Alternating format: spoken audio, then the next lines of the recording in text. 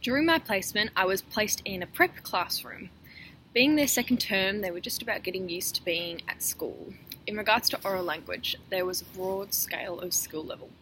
There were students who were really well spoken, students who had lisps or speech impairments, and lots of students who had articulation issues.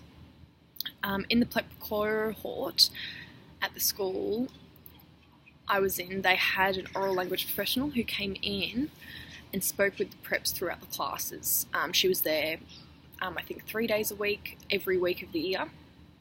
Her job was to play oral language games with the students and identify any students that perhaps had any articulation issues or had a lower level of oral language skills. During these sessions, she would build the difficulty of the games and able to test the preps without them noticing, and then would report back to the teachers on her findings and progress. In the class I was working in, the teacher had an activity called Show and Share. At the start of every lunchtime, the students would present a piece of prepared work from home on a certain topic and present it to the class. These were things like for example, street signs that they saw or rules for their house. The aim of this was to get students to practice speaking to fellow peers, and for fellow peers to listen respectfully and ask questions to a speaker.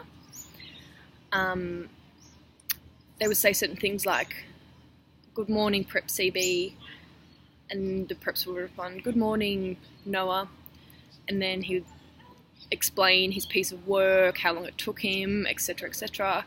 They would then have to ask 3 questions from the class. He would then say, "Thank you for listening," and the preps would have to reply, "Thank you for listening, thank you for sharing, Noah." The teacher would prompt them to speak loud and clear. This was just to develop their syntax and their pragmatic skills, just so that they know manners as well. The teacher also had a box of oral language games and iPads with oral language apps, like the ones on our resource page, which the students could often play when they finished their work early.